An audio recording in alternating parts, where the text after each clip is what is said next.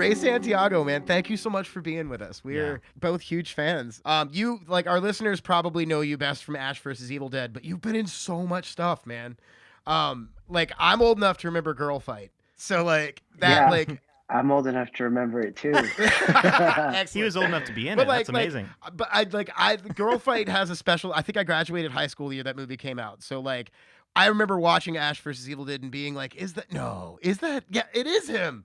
Is that Baby Ray? Is that little tiny exactly. Guzman? Yeah. Very cool. Well, I guess, like, our major question for you, and this is kind of, I'm sure this is a cliched thing, is like, when did you know you wanted to do acting? Did you always want to do acting, or was it something you kind of fell into?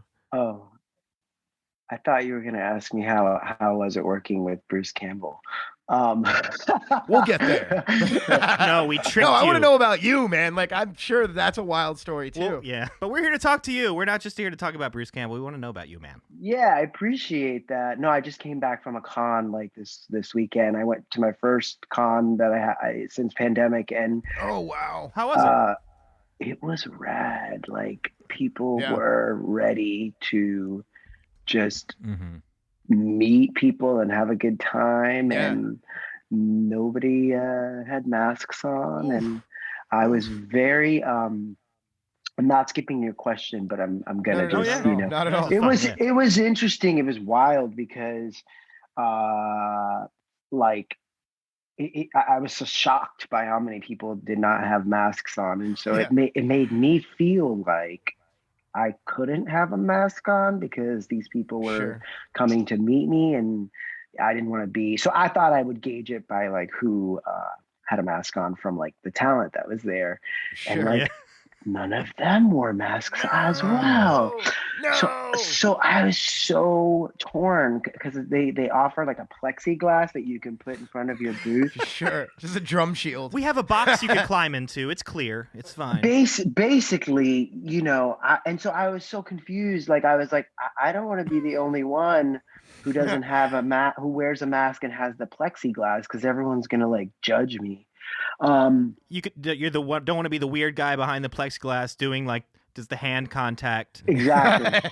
Like you're in prison on visiting day. And also the plexiglass like was probably the size of someone's like computer screen. Oh. So like that ain't saving shit. It really wasn't going to like protect anybody from anything. Sure. But anyway, I survived and I had a great time, and I was so shocked with how many people showed up. That's awesome. Where were you? Where was the it was Monster Mania in Philly, but it was so it was huge. Cool. It was a big one.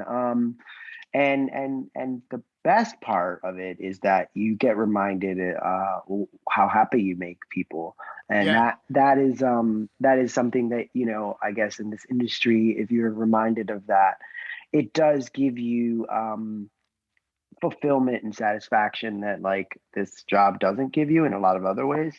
Sure. So it was really nice to bring joy to those people and to meet them, and, you know, and to see how excited they were, and, you know, this like parasocial relationship that you know, people form with you. It's an interesting thing, and it's I mean, I think we all have it. I have it with certain people too. Does it almost feel dissociative at a certain point? Yeah, it's weird. What's weird is that, I think for me, like, there was an instance where I went on my lunch break to get a drink, because I didn't want to take a full lunch break. I just wanted to grab a drink because there was a lot of people to meet, and I got pulled over by this guy who was at the bar and was just like, let me buy you a drink. And I was like, oh, no, it's okay. Don't worry about it. Like, it's cool. But he insisted. And, you know, to be honest, it felt more human, and the interaction was more spontaneous and real and authentic, right? Because I got to have sort of like a conversation with him while I was waiting for a drink. You know, I wasn't in the monkey cage. And but you know, so it just has so many different forms. But the the point is you make people happy, right? You entertain, Yeah. you make people laugh or cry. That's what I do for a living, right? So I was excited, and I had forgotten about how excited people get. But it is exhausting because you want to give everybody their time, and Yeah. you Yeah. and I see people who do, like Dana. I give as much as I Yeah. can. Dana spends about 20 minutes with each person. Oh. Wow. So Wow. her That's line is awesome. fucking long, Yeah. Sure. which Sure. makes Oh. me look really unpopular. But it's But just at the that you're just turning. You got a faster rate of turnover. Yeah, but at the Yeah. same time, like it's also kind of like if you come to the line and you notice that her line is really long, then you're probably going to come and talk to me because I don't have a line. So There there you are go. pros and cons to the way that the way that it works. But to answer your question, I your original question, which was Sure. how did I get into acting, and or what led me here. Yeah. Like, what was your Um, moment where you knew you wanted to be an actor, okay. if there was one? Yeah, no, there was, but it's like, I think for me, I'm gonna be honest with you. I grew up in the South Bronx, right? And so I was this little Puerto Rican kid in the South Bronx who was, I don't know, I was supposed to be like a cop or a baseball player or like I don't know, or a drug dealer. Who knows? Right. Um so for me, I just didn't really feel comfortable be in my own skin as a kid, right? I sort of felt like it was much more comforting to pretend to be someone else than to live in my own skin. And I knew that I wanted like to make my mark on the world, or like have some sort of like I wanted to get out of this like bubble. Um, I didn't know what that was, but somehow through public school system, some teachers like were like, that kid has something. And New York City public school system led me to where I am today. Like I went to the Fame School, Mm-hmm. and from there I got like free conservatory training. And when I was 12, I did my first movie, which was Girl Fight. And then slowly but surely, it led me to LA to do Fockers, Hell yeah. and then I jumped from show to show, and I'm lucky enough to kind of get these jobs where I get to they're kind of like iconic projects that you remember for a very long time. I have a lot of gratitude, and I'm very thankful for the fact that I haven't had to have like crazy jobs, because Sure. the gigs that I have gotten, and this goes for any actor out there who knows, you can live off of a job if you plan correctly, which you never Sure. can. You can't really plan correctly No. because you just Right. don't know when the next one's gonna fucking come. Right. Or when the world might shut down. Exactly. Yeah. Things happen. Yeah. Things happen, but yeah. So I've been fortunate enough, and to be able to have it that way. And in a lot of ways, I think it has kind of humbled me, because if you kind of get there at a really young age, then you don't really appreciate it, and you don't really know where to go from there. You don't know what you want. You don't know how to get there. So it keeps you on your toes. But as you get older, you're kind of like, I kind of want to sit down.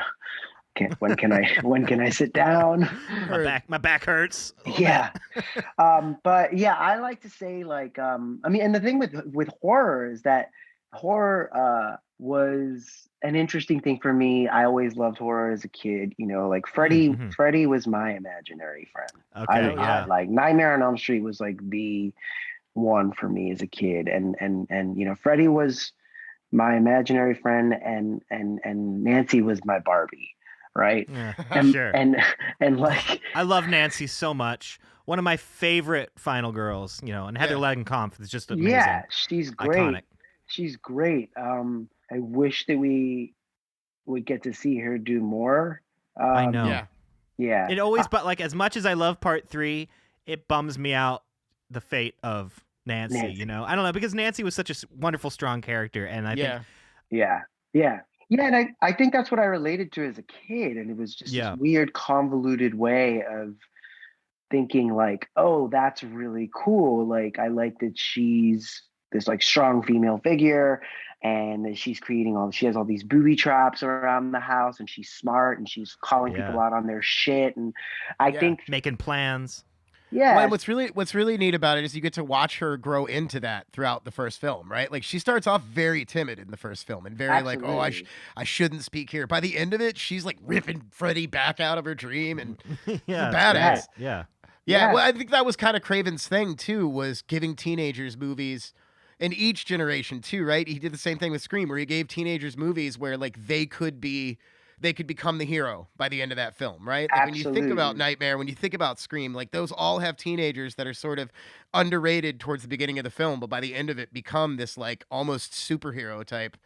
And they're Oh, also all very autonomous from their parents, you know? Yeah. They all very much run their own lives. And they also all represent the era that those movies came out in better than other movies, right? Like Craven was really good at getting the zeitgeist of the time and being like, this is what teenagers are actually like in the 80s and in the 90s. No, you're totally right. I'm really bummed that I'll never get a chance to work with him, but Yeah. I know. you know, it's I mean, a lot of people, not that I wouldn't want to work with Spielberg, but for me it was like that was, you know, my Sure. Spielberg, you know, just Sure. because I loved to sort of pretend in that way.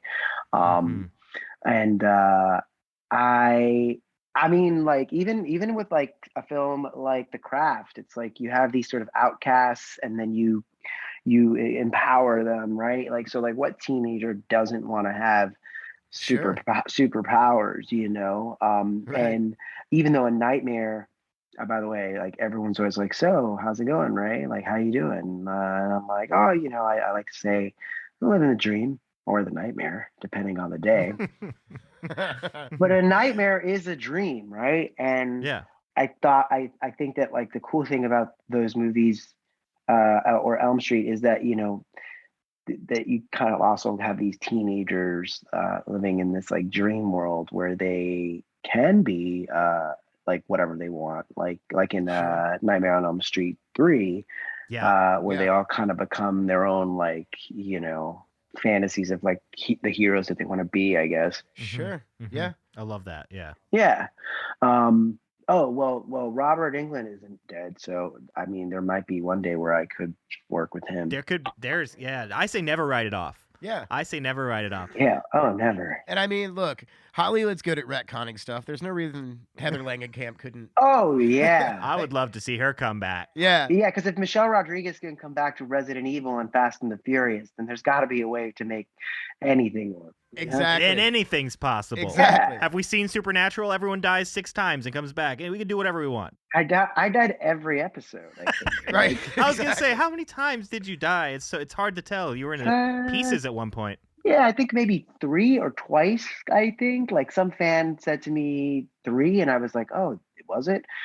But I didn't realize this until recently. I'm working on a docuseries for Shudder, and Is that Queers for Fears? yeah.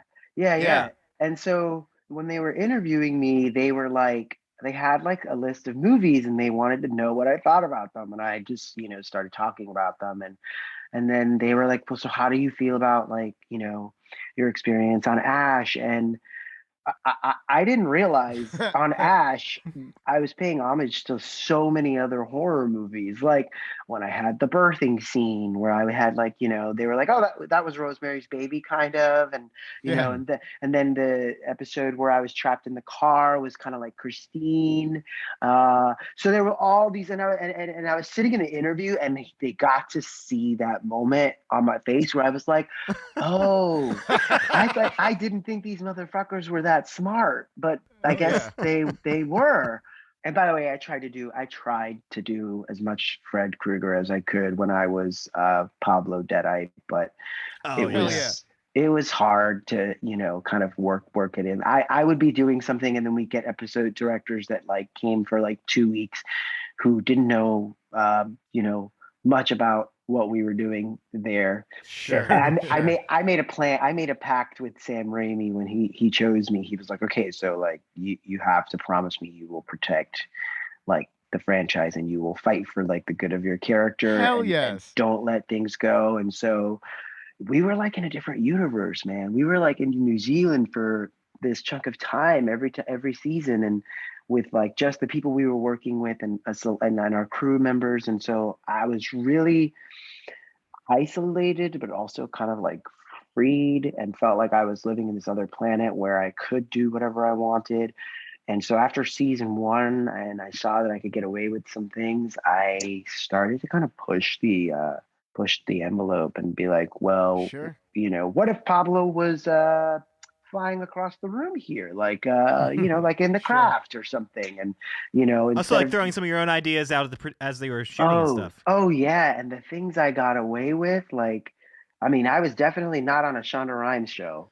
Like, Oh, yeah. you cannot fuck up a word there. But here, Sure.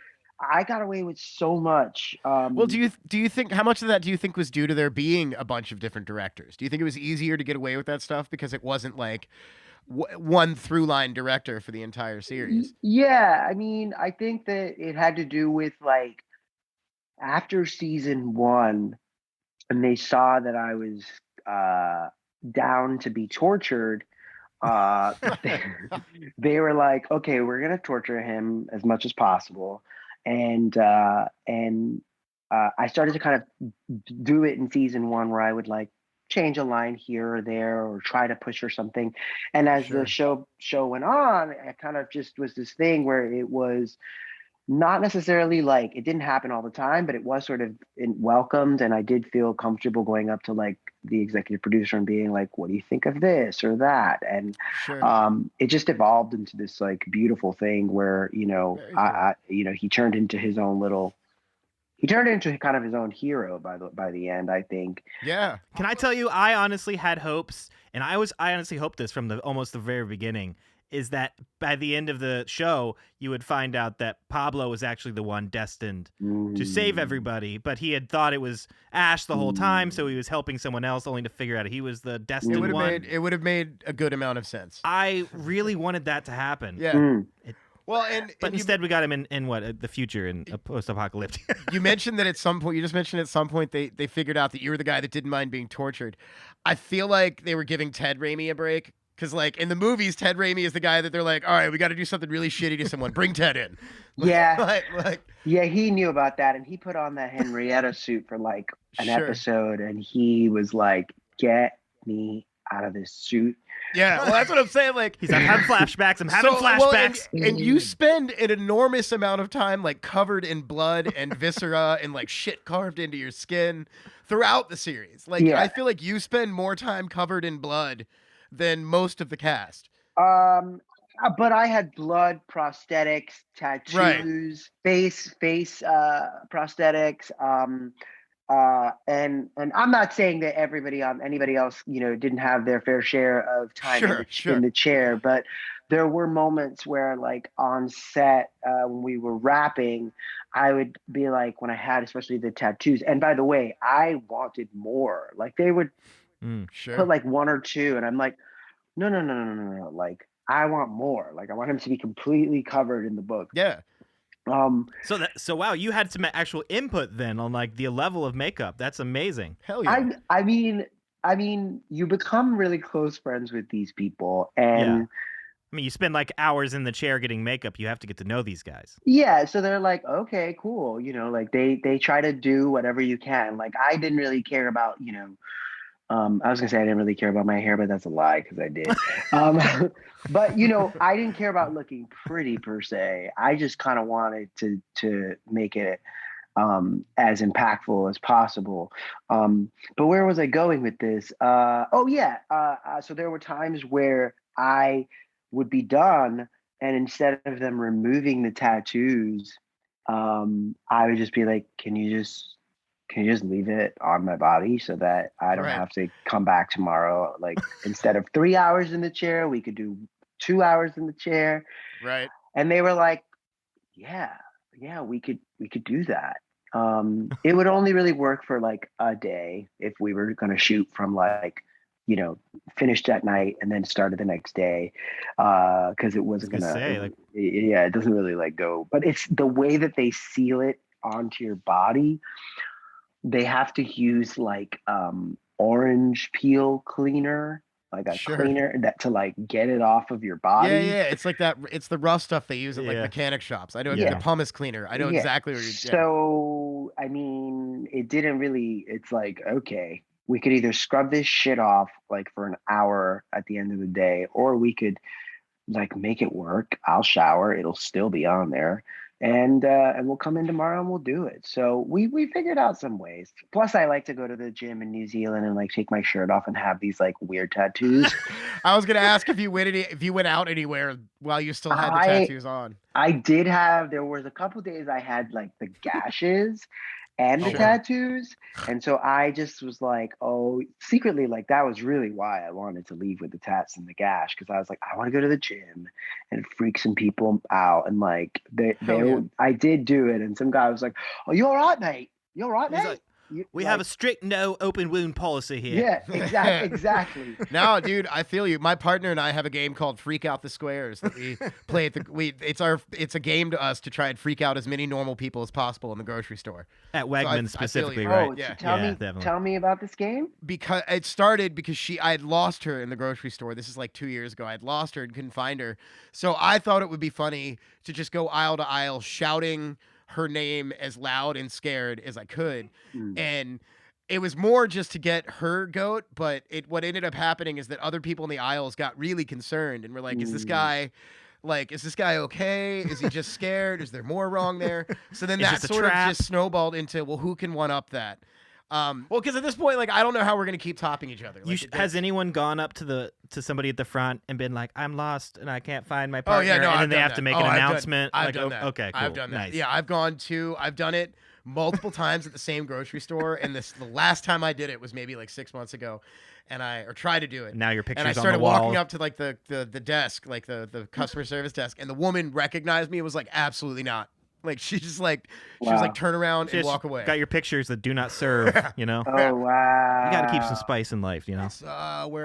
We were talking about the tats and the the tats. Yeah. Is that the most ridiculous thing as far as like the level of effects that you had? I guess were the constant tats in that series of episodes, or was there something that was more intensive than that? Well, I think there was prosthetics on my face as the Deadite, and tattoos, and the gash. And then the fingers for the Deadite. Which, I mean, I was okay with everything. But the fingers, I mean... Is it because you can't, like, scratch an itch? You have, like, no articulation. It's because you can't wipe your ass... Oh, no! ...when they are on your hand. So you have to figure out a way... And now, if I just knew... Where's that PA? Yeah, exactly. I'd immediately call my agent and be like, I need a new rider. If I just knew, if I just thought about, I have a bidet now, but if I had one then, we would have saved so much time. But anyway... Well, and that was in New Zealand, too. Isn't that like all the I feel like bidets are popular everywhere but America. Like everyone else in the world is like, no, we like being clean. I feel like they were. I remember them from fancy hotels, but you know we got like a house or an apartment every time we got there. So, but I could have ordered one on Amazon and it could have been installed in my trailer if I just thought about it, but I didn't think about it. But anyway, it was really difficult. And if you had these things on your hand, that was the thing I hated the most, because it would take a long time for them to get it out but for them to take it off. It was a problem, but you know, we got through it, and there was only a couple episodes where I had to have it. That being said, though, how much fun was it playing Deadite Pablo? Oh, I wanted it to be like all the time, and and it was so much fun. There was like stuff where I was hanging upside down, like coming into the trailer, which kind of felt a little bit like the Grinch in a way. Sure. I felt like my Deadite looked like the Grinch and like Luis Guzman, which was weird. I don't know why I looked like Luis Guzman, but I did.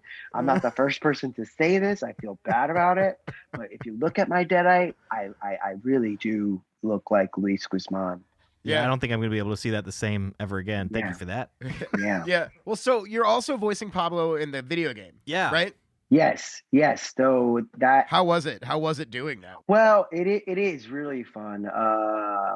But for me, like, why? So whenever we did ADR for the show, I was really good at like matching whatever they played. And I'm a bit like I'm a little bit of a singer, so I kind of enjoy doing voiceover acting, especially for the video game, especially for myself. So I was kind of like trying to be a perfectionist about it because I wanted it to sound like Sure. the character and not like me, because I guess, believe it or not, like I think there's a certain tone or register that I initially sort of started out with for Pablo, and then it sort of became its own thing. It might sound that like I just sound normal, but I tried to kind of find a voice. It's kind of my thing. I'm like, how does this person talk? I mean, you know, Ash has a very distinct sound for his voice and the way he talks, and you know, Kelly is like, you hear that voice, you know who it is.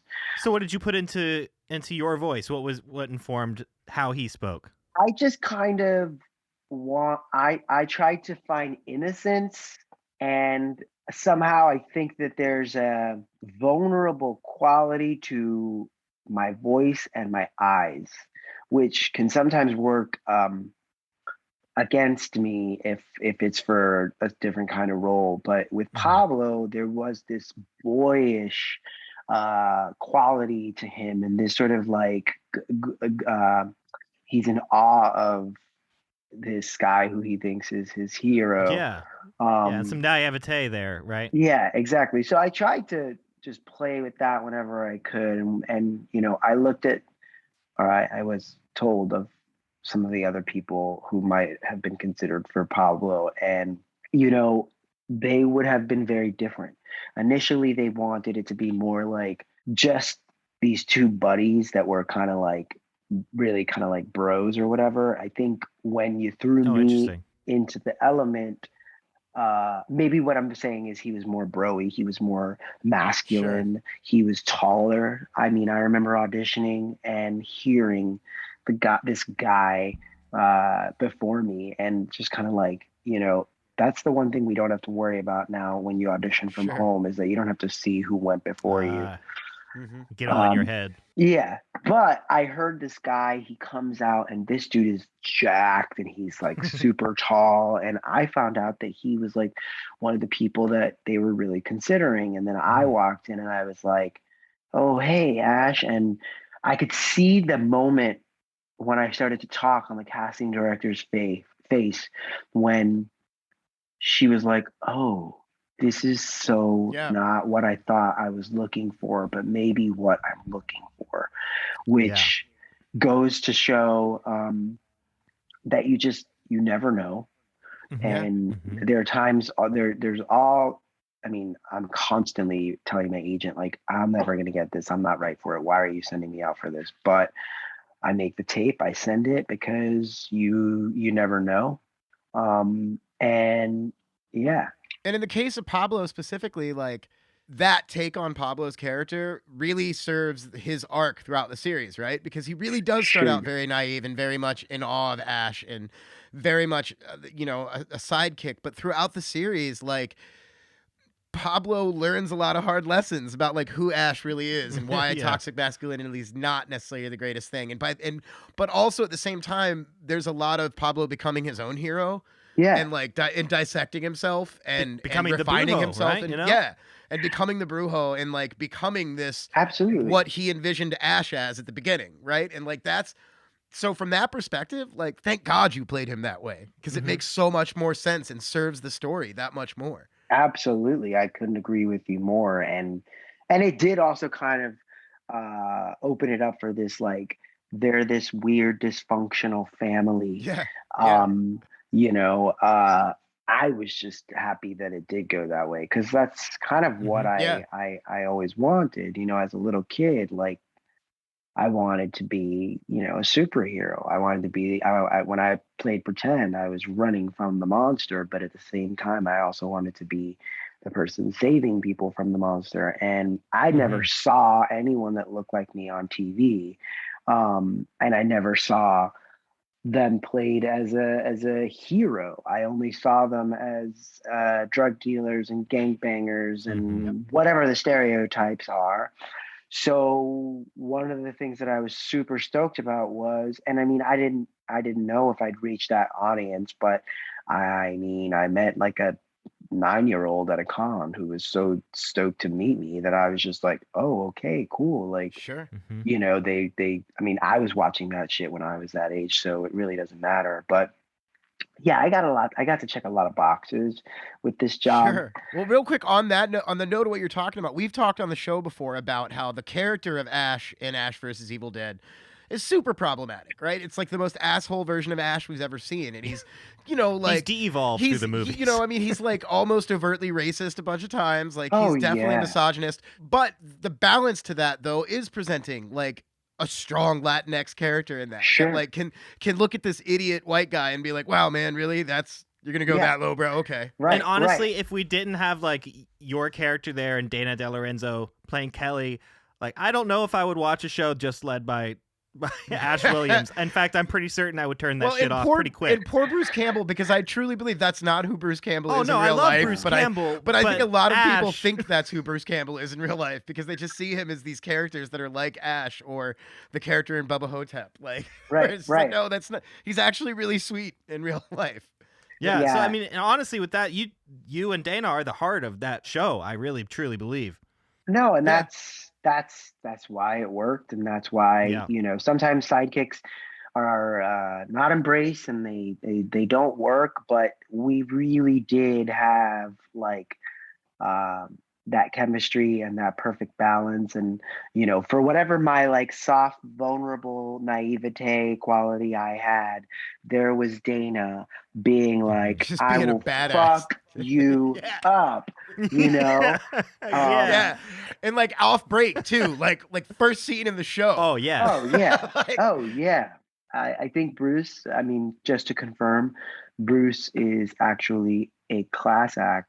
He for sure. is one of the best teachers I've ever had from like working on set and just kind of like how to be a celebrity, how to be a star, how to, you know, he taught me how to hit my mark, you know? I mean, like that sounds like in every sense of the sentiment. Like, I mean, I never could hit my fucking mark. There's some things that people are like, oh, it must be so hard learning all those lines. Well, I mean, yes, it is, right? For an audition, but if you have the script, then you're good. For me, Yeah. it was always like, if you are off by 2 steps, motherfucker, the camera's not going to get you in Yeah. focus. Yeah. So the first day or sort of the second episode that we were shooting, he said to me, he turned to me and he said, Marks have a purpose. And there was this look in his face where I was like, okay, that was don't fuck that up, Ray. Don't fuck that up. But Yeah, and Yeah. when Bruce Campbell does that, that's like there's a yeah, level of actor like that. I think Harrison Ford is part of that group. Where if they look at you and say something that simple, like right, right. just it's terrifying. Yeah, but at the same time, I understood, you know, and like, and it was a way to teach me a lesson. He's like, you're doing all this stuff that's great, but if you don't hit that mark, you're going to be out of focus. And I just never realized like how important that was. Sure. But he is generous. I will say this: Bruce is a very generous actor and a very generous man and boss. He loved to charter boats in New Zealand and take us out and fancy Hell yeah. dinners and sommeliers coming to the house and all like sorts of Whoa. stuff. It was That's awesome. it was awesome. Um, and and then, you know, as we went on, it was like I could see that he was really proud of me and the stuff that I had been doing on my own because we get split into different units. Like he'd have to Sure. go finish an episode and Oh, I'd have to yeah. go do an episode over here. And next thing you know, there's a bunch of X marks on a wall that are supposed to be people and objects flying at you and demons coming at you, and you're just pretending. But we did this thing, he and I, whenever we were shooting something together, where every so often, um, while everybody was setting up around us, and there's this like craziness of what we're doing, right? They're like, so this is what's going to happen here, and then there's going to be like this bucket of poo that's going to come out at you, and then we're going to blast you with blood, and then you're going to vomit the babies out. Okay, ready? All right, cool. Arm the poo cannon. Yeah. And I'd look at Bruce, and this would happen a lot. We just find each other's eyes in the midst of everything, and we would just like kind of start laughing. It was just a little bit of a chuckle because we were like, what the fuck is our job? Like, what are we doing right now? Right. And right. we didn't have to say it, but we knew it. Sure. And it just became this moment that we would always have. And like, I don't know if anybody else has that with Bruce, but it was a very like singular moment with him where it was just like, okay, this is between you and I and the madness Yeah. of what the fuck Hell is yeah. going on. He would call me Bubbles, like Michael Jackson's monkey, Yeah. I guess. Okay. Yeah. I was All right. always, That sounds on brand for him. Sure. Bubbles. But yeah, I'm trying to think of anything else. But yeah, I would say that he was the white TV dad I never had. I feel like it's the best compliment ever. I mean, may we all be so lucky. he was your you know? Danny Yeah. Tanner. Exactly. He was my Danny Tanner. He was my Nice. who's the boss. Hell yeah. Yeah. And it was fucking great. And if I got a chance to do it again, absolutely, hands down. Honestly, here's the deal, and everybody knows this. I love our friends at Stars with a Z, as I like to say, Stars with a Z. I love them, but we didn't have the visibility that the show had No, not at all. on Netflix. So No. when the show was taken onto Netflix or whatever, just to kind of like show the 3 seasons, so many more people responded to the show. And I'm glad that Stars made the show and we had the opportunity to make it. I'm also glad that they took a chance on having a Latinx actor be the sidekick, and you know that their network does kind of like favor diversity, and I was very thankful for that. But it was a little bittersweet because I felt like everybody didn't have Stars and they couldn't watch the show. Yeah. Well, You and know? dude, you don't have to say it. I'll say it. Stars can't market themselves out of a paper bag. Like that's the thing, is that like a lot of stuff that's on Stars, you have to be an avid cinephile and like Right. seek it Right. out to know that it's on Stars. Correct. And that's the worst thing I'll say about Stars, by the way. Like I have a Yeah. Stars subscription. So But like, but one thing we uncovered while we were researching, we talked Evil Dead a while back on an episode, and I came across the information that Ash vs. Evil Dead was one of the most pirated shows of those years. or like ever. Yeah, Like to so, this like- day, it's still like the most pirated show. So I Right. mean, like, as much as it sucks to say, there's a little bit of the fan base to be blamed there, which is like, if you could have paid for the show, it would still be on right now rather than pirating it. Yeah, but I think that there's a lot to be said for Stars kind of dropping the ball and letting it be pirated. Letting it, that like, much. how inaccessible it already was, like, Yeah. kind of But drove the piracy either way, up. my bigger point was going to be that Netflix seems to be like the Dr. Frankenstein of a lot of shows that have been canceled by one Mhm. production company or network, and then they come to Netflix and somehow magically get resurrected. Like they're doing that with Hannibal now. There's no Right. reason they can't do Right. that with if Bruce Campbell is willing, because I'm just Yeah. my big worry is I just don't want to hurt Bruce. You know, Bruce is I say this all the time. I'm like, he's like Cher. He's like, I'm retiring. And then the next thing you know, there's Reunion concert. He's yeah. strapping a chainsaw on. Yeah, Like, yeah. I think I would. That's the thing that made me the most sad was that I finally got to the place where Pablo could be this thing that we always thought he might be able Sure. to be, and I didn't Yeah. get to kind of play and revel Yeah. in that moment enough. I also felt like where we were set up to go, to me, was really interesting because I kind of felt like there was a lot of sort of dated references in its like humor, right? Where it was Sure. like we were in like the 70s or the 80s, and it was always kind of like, and I just kind of was like, get me to the future, like where it's we've established what this franchise is on this show. Now let's like take it to this like next level and blow people's minds. And there was always this like push and pull with like, is it going to be like more comedic? Is it going to be more horror?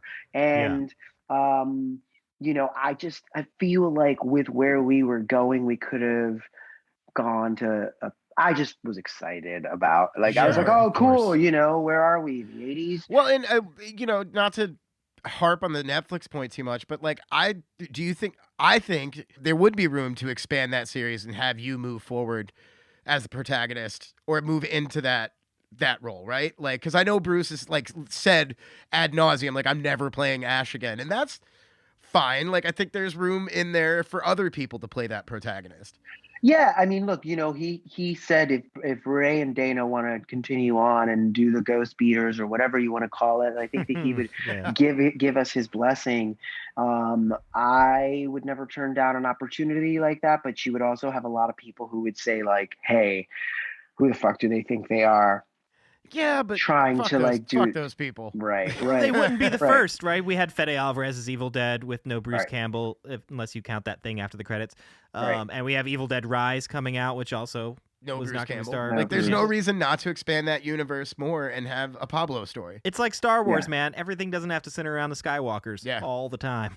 Yeah. I mean, I would love that and love to see where it goes.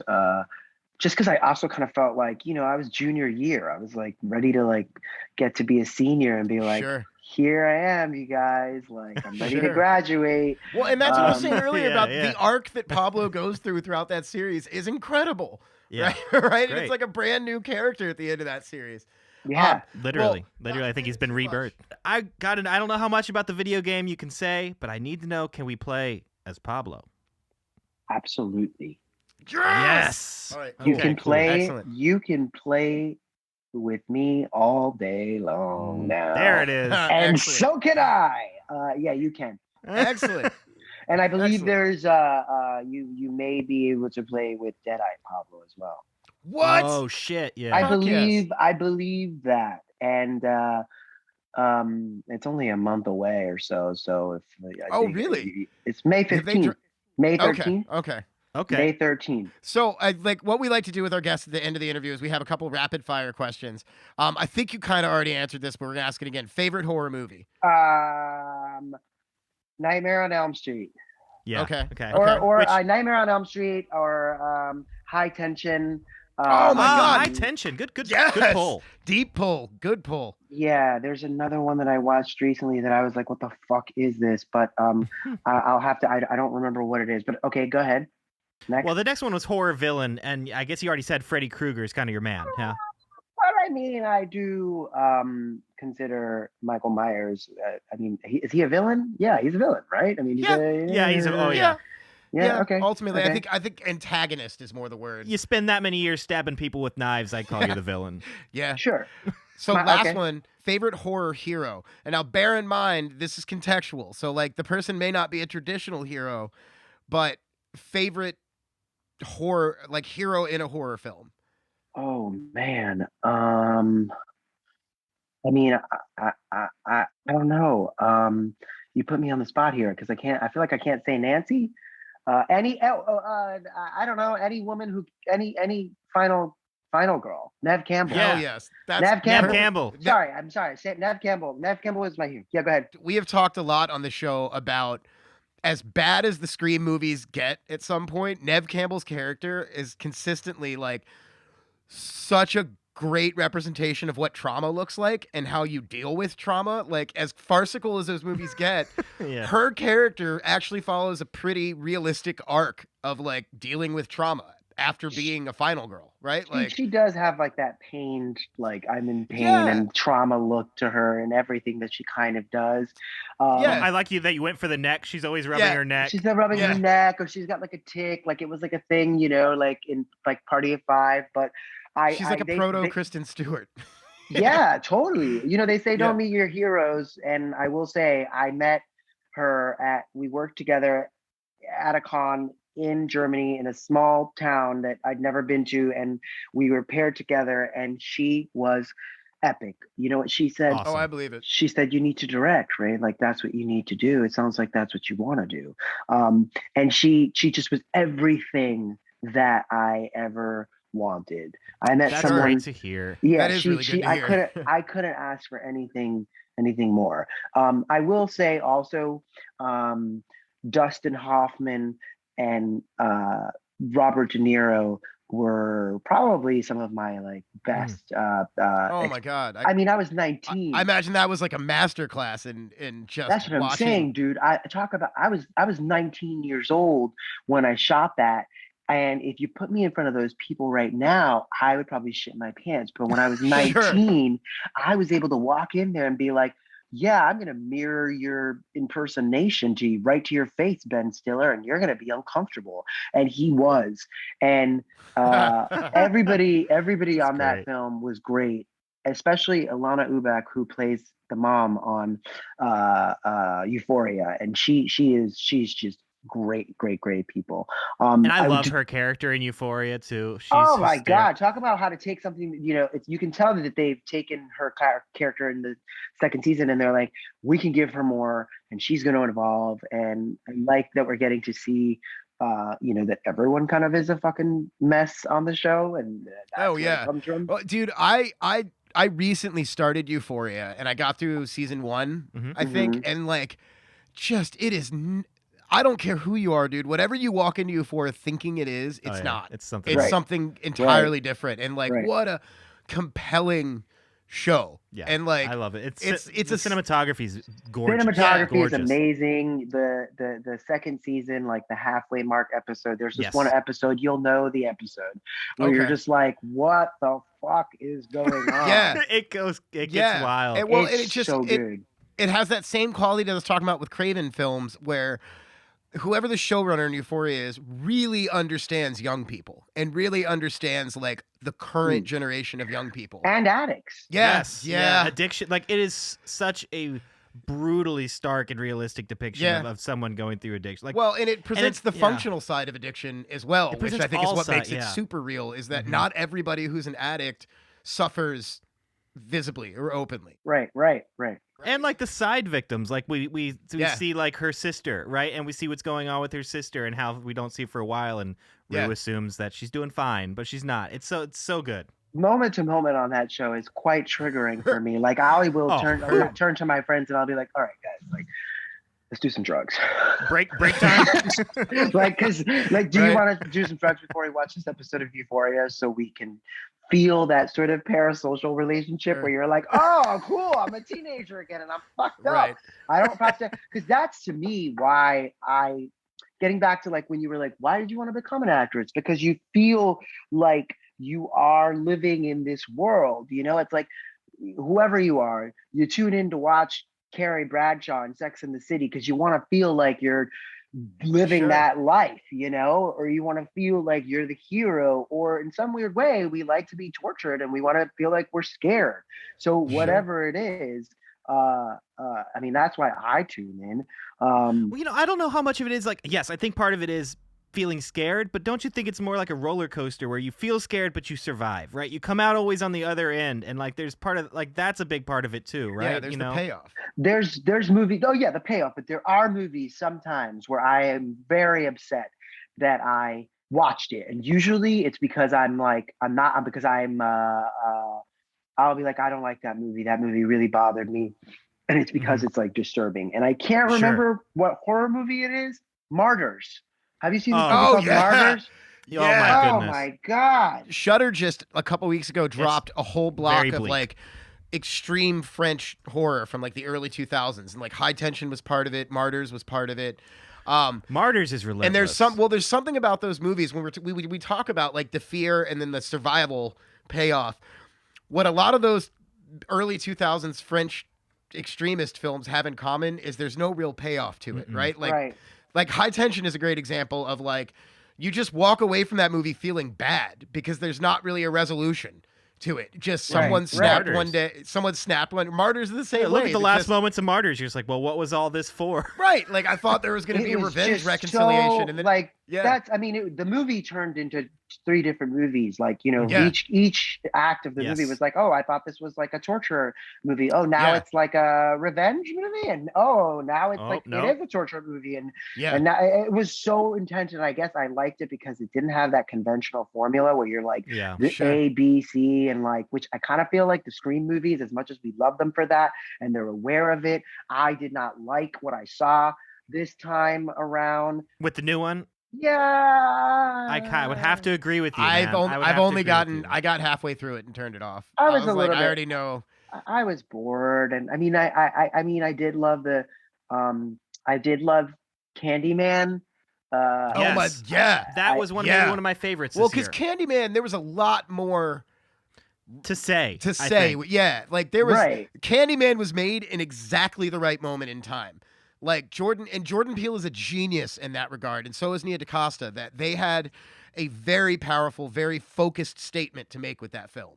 And also too, there was a Black gay man who's in the movie who passes the Vito Russo test, which I'm pretty sure you guys know. Maybe you don't know what that is, but it's like the conversation has to be more than not than just them being gay. They actually have to be like an important part of the story and move the story along.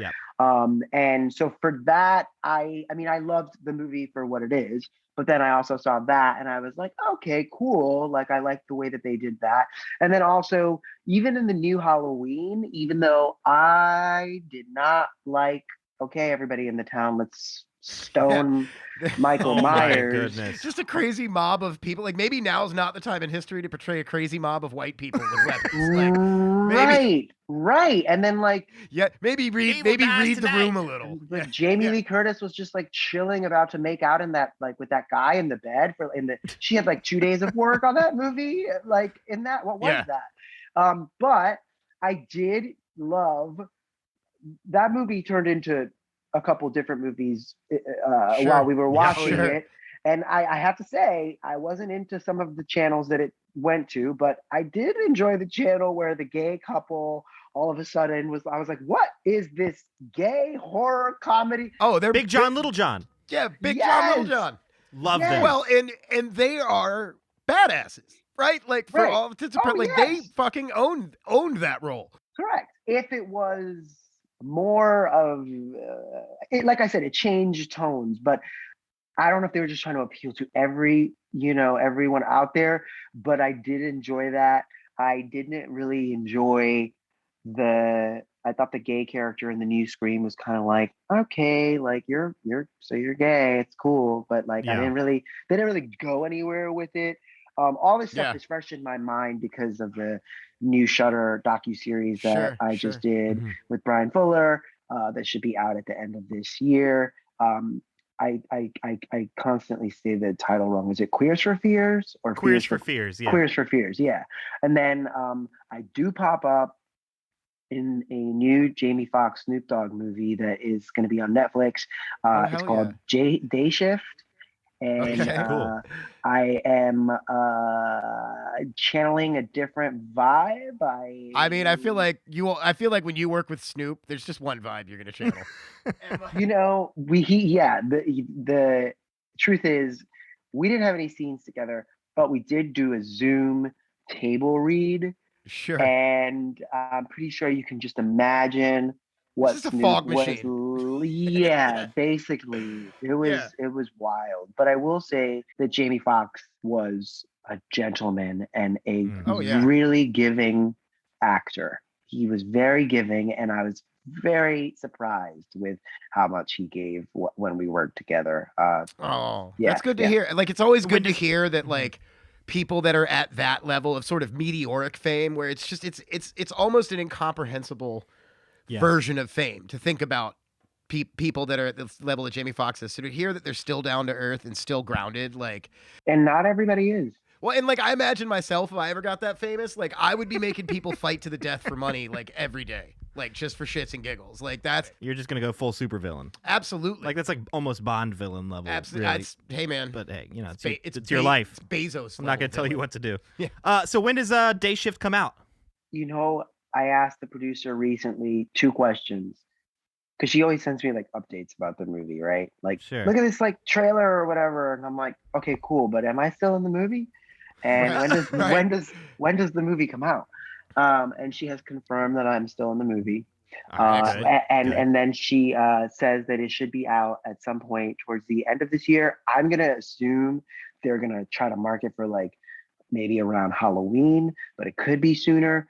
But I will say this: it is a vampire bounty hunter comedy. With And Snoop Dogg. With Snoop Dogg, sold. with Snoop with Jamie as the Ash. So, Okay. Oh, that's Is gonna it be like good. I let me ask Is this? Snoop the vampire? I can't tell you. You can't. I can't tell you okay. that, but I can tell you that when I got out of hair and makeup, I looked at myself and I was like, I look like my mom. They did some Excellent. shit to me. They did some shit to me where like on paper it was written. This is what I'm telling you. You write one movie, you make a movie, and you edit another. I went into it thinking I was gonna look a certain kind of way, and then the day of Sure. the shoot, miraculously, for some reason, things were different. And Things That'll happened. happen. things happened, and they were like, "Oh, we forgot that was supposed to be what you were gonna be looking like. So here's what we're gonna do because we forgot." And I was just like, "Oh yeah, I've been here before. I know how this works." So I've been here before, and you just sort of roll with the punches. And you know what? It kind of does this thing. Like I said, it keeps you on your toes because you're like, oh well, I don't know, I didn't expect it to be like this, but here's what it's going to be. So I'm excited for people to see that. It's it's a good part, and I think it's going to be a good movie. Dave Franco is super funny in it. Hell yeah. Well, Ray, thank you so much, man. You are a gentleman and a scholar. Yeah, and, like, thanks so much for taking the time. I'm so impressed by you. Like after thank talking to you you. now, I know my theory is confirmed that you are somebody who puts the work in. Who, Yeah, absolutely. who puts their nose to the grindstone and hones their craft. I appreciate it, and I'm sorry that it took so long for us to get here. I'd also encourage any of your listeners, if they haven't seen a movie that I did called Speed of Life, and they like Okay. a time travel rom-com where I play Ann Dowd's boyfriend and had to make out with her and shoot a scene where we had lots of sex. Yeah. So if you want to see Ray have sex, that's the closest you're probably gonna get. Yeah, I never have like sex scenes. Listen, it's just weird. Like Hollywood doesn't see me in a sexual way. I'm not gay enough to be the gay guy, and I'm not straight enough to be the straight guy. So I'm always kind of just like there. But one day. Yeah. Yeah, and there's not a lot of room for sex scenes in Ash versus the Evil Dead. That's the next level for you. Is establish Ray Santiago as a sex symbol. Sure. Yeah, the Yeah. next sex icon. Absolutely. So what you're saying is that I should turn to OnlyFans. Only if things get hard, dude. Listen. If the parts stop working out, you know. If COVID did anything, it 100% destigmatized going to OnlyFans. Listen, Like, let me there's tell you so something. many- You can make so much money. COVID really helped us as a society, like, gain another level of empathy for stuff like that. Where, like, in a weird way, it sort of progressed society in terms of like seeing sex work as work. Absolutely, and like yeah. not seeing it as such a taboo thing. All it takes is a little old global pandemic, you know, and all of a sudden, porn's destigmatized and weed's delivered to your door. Yeah, So, you know, exactly. I mean, oh man, I could tell you stories, but I'm not a pot smoker, because it gives me anxiety. But but you know, microdosing mushrooms can you really during the pandemic can calm you down. That's what I'm I've a heard. huge proponent of microdosing psychedelics in general. There are It's the way to do it. amazing leaps and bounds you can make with mental health and with just unlocking and processing trauma. A little goes that a way. long way. Everything in Exactly. moderation, you know. Yeah, all the- Yeah, and a lot goes a lot way. Yeah. Yeah, exactly. Well, and it's like, and there's always that guy that when everybody else is cool and just eating like a little bit, there's always that guy that just like faces a quarter of mushrooms. There's And always it's that like, one "No, guy what who's are like, you I doing? want to No." meet God. Yeah, exactly. So you've got Queers for Fears, you've got the Evil Dead video game, you've got Day Shift. Yeah. So it looks like 2022, 2023 is gonna be a good set of years for you. Yeah. Yeah, Going it's forward. been been great. The best is yet to come. Got plans to direct anything? Well, I actually have been talking to this director that I worked on a film with for Blumhouse called The Body. I don't know if you ever saw that. Dude, Oh, yeah, yeah. that was the first Into the Dark movie. Right. Yeah, we've been chatting about doing something queer and horror, and so Fuck yeah. you can best believe I'm going to show my buns in that if I'm directing. There it. we go. I'm Yeah. here for it. We can't wait. Yeah. All right, thank you so much, you guys. Good night and good luck, and thank you so much for having me. Absolutely. thank man. you, Thank Ray. you. Later.